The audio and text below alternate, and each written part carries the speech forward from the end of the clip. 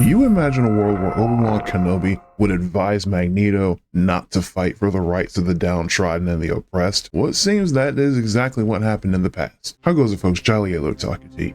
So in a recent interview, Ian McKellen was asked what's the worst piece of advice he was ever given.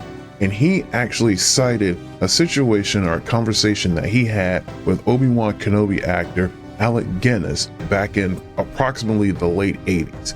During that time, Guinness actually invited McKellen out for a meal, and after the casual chit-chat was done, it would seem that Guinness got right to his main point, and that was to advise him not to dabble in the fight for gay rights.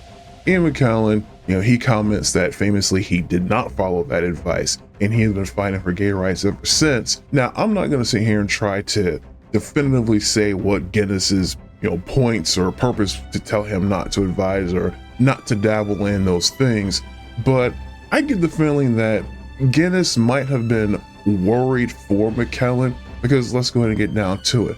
When people stand up, speak out for the rights of others or even for themselves, there's retaliation, there's reprisal, there's discrimination, outright oppression, prejudice, even persecution, depending on how far it goes.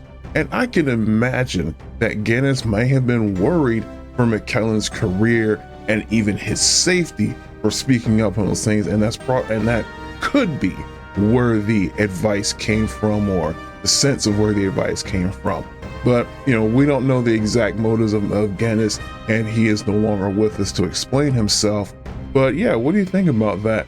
Guinness advising McKellen not to dabble in the fight for gay rights. Of course, as we know, McKellen didn't follow that advice because he cited it as the worst piece of advice he was ever given.